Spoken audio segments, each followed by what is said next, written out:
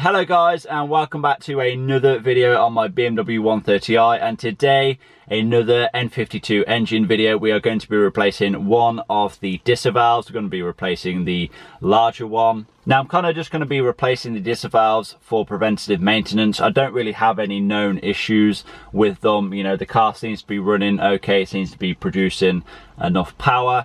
But I'm at that mileage now, around 120,000 miles, when they do like to fail, and we know if they do fail then they can cause catastrophic engine failure, which obviously isn't good. So I'm kind of in the mindset of replacing parts before they fail rather than waiting for them to fail and then ending up with a bigger repair bill. Now then, I'm actually going to be replacing out the original Disa valve for an OEM BMW part, and that has been supplied from Fix Parts online. They've kindly sent me out the original BMW Disa valve to install.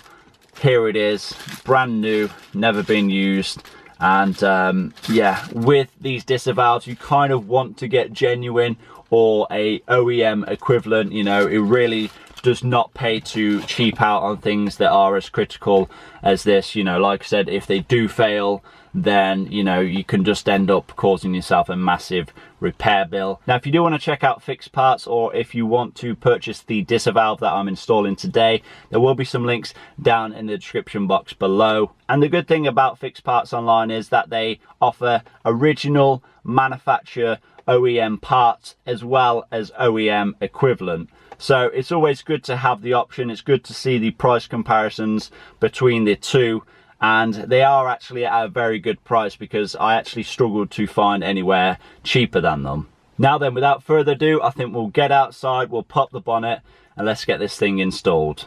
Now then, I think first of all I'll show you where the larger of the two Disa valves is located. It's actually this one just here. There is two on this engine because it is the 3-stage manifold.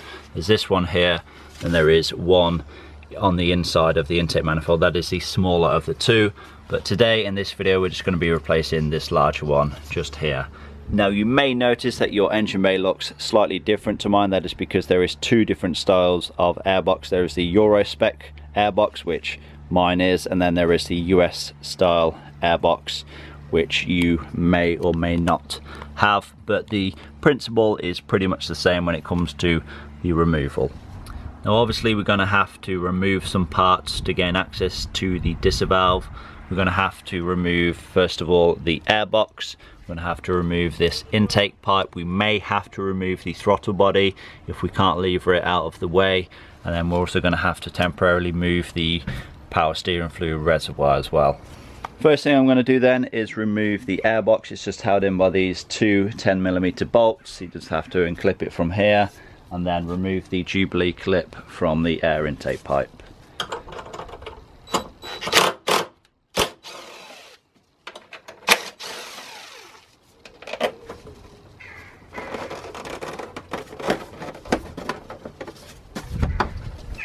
Yeah. Okay, so I'm just removing the electrical connector from the mass airflow sensor, and then I'm just undoing the Jubilee clip for the air intake pipe onto the airbox. And as you can see, this is the mass airflow sensor electrical connector, and this is the Jubilee clip that I was talking about.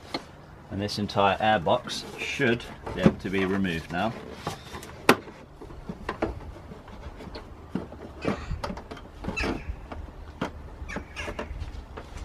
May need to wiggle the air intake pipe off.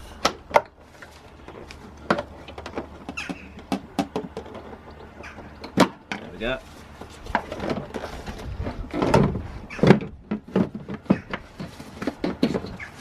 But there's the entire airbox removed. Next thing I'm going to do is release this Jubilee clip where the intake pipe fits onto the throttle body.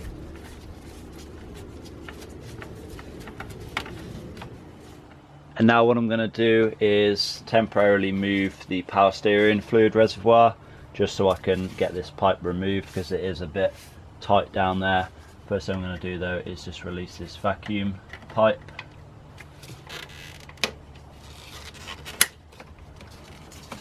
so it gives me a little bit more room to wiggle the reservoir out. Then the reservoir itself is just held in by these two 10mm nuts.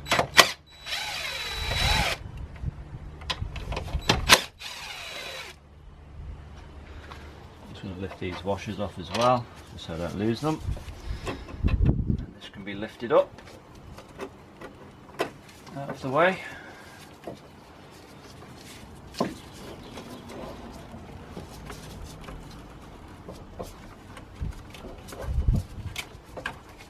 There we are. Now, as you can see, the power steering fluid is well out of the way now, and we have much better access to this intake pipe. And because mine is the 130i model, there's actually an additional part to the intake pipe. So there is the silencer on the bottom, but there's also a section that goes off and directs the air towards the cabin. It just helps to increase the intake noise towards the cabin. So you just have to remove this little rubber bung here that keeps it together, and they should now be able to be removed. And there is the intake pipe removed. And we're getting close now. As you can see, we almost have access to the 4 screws for the Disa valve. I just need to lift this electrical pipe off here. That gives us access to the top screw. We still don't have access to the bottom one though. Looks like there is a bracket impeding that. Or maybe we'll be able to get underneath that. I think we'll be able to get underneath that. And now what I'm going to do is unplug the electrical connector from the Disa valve itself. It just slides out. And now I'm going to attempt to loosen off all 4 of the screws holding the Disa in place. Now then, they are all T25 screws. So I'm just going to loosen them all off. Okay, so we have all 4 screws removed. It's just whether or not this Disa is going to be able to lever out with the throttle body still in place.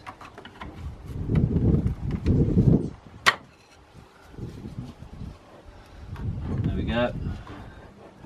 Ah yes, it has got stuck at that bracket that I mentioned earlier. So I think that's just 2, looks like T25 screws again. Okay, so what I've done with this bracket is I've removed one of the screws completely, and I've undone one of the screws halfway, and then I've just swung the bracket out of the way. Hopefully this Disa should now be able to be removed. Okay, so it turns out that we don't have the wiggle room to be able to get this past this throttle body here, so I'm just going to go ahead and remove it. It's just held in by 4, looks like 10mm bolts. Let's get them out. And there we go, we have the 4 10mm bolts for the throttle body removed. The throttle body can now just drop down a little bit, and we can actually remove the Disa valve now. There we go. And here it is. See if there's any play. No, there isn't actually any play in the Disa valve, which is good. I guess it means it hasn't actually failed yet, so this is still a good working part, but of course we are going to be swapping it out anyway. It is covered in a little bit of oil though from the CCV, which we will be swapping out at some point on this N52 engine. But yeah, apart from that, it's in very good condition. Now I'm just going to go ahead and give this area a good clean up. Obviously there is some oil leaked out, and I'm going to give the throttle body a good clean as well, and then get it ready for the installation of the new Disa valve. Okay then, so with this area all nice and clean now, it's time to install our new Disa valve. And I actually went ahead and completely removed the throttle body as well, gave that a good clean out, so that can be reinstalled as well. Obviously first thing is first, the new Disa valve can go in its place, and it's this way around.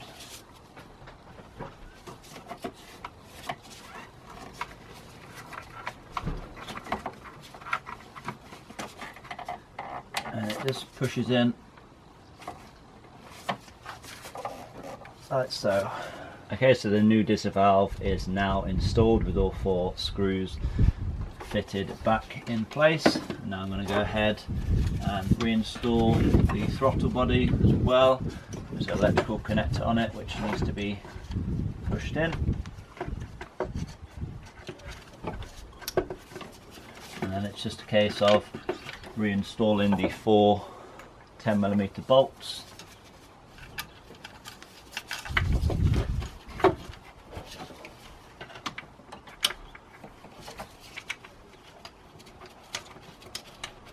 And now that we have the throttle body back in place with all 4 bolts done up, we can go ahead and plug the Disa valve in. There we go. And then I've actually went ahead and tightened this bracket back up and slid these electrical pipes over. And now it's time to reinstall the air intake pipe.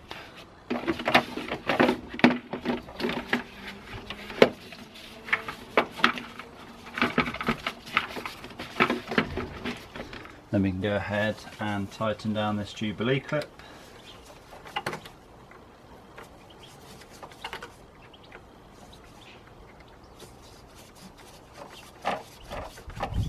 The power steering fluid reservoir can go back in its place. It slots in over these 2 studs. Then we need to reinstall those 2 nuts. With the washers, of course.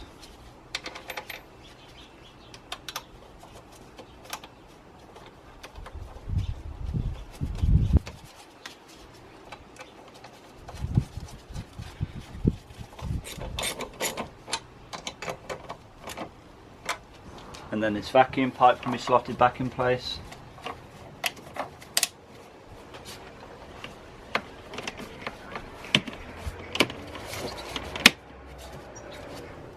And now all that's left to do is reinstall the airbox.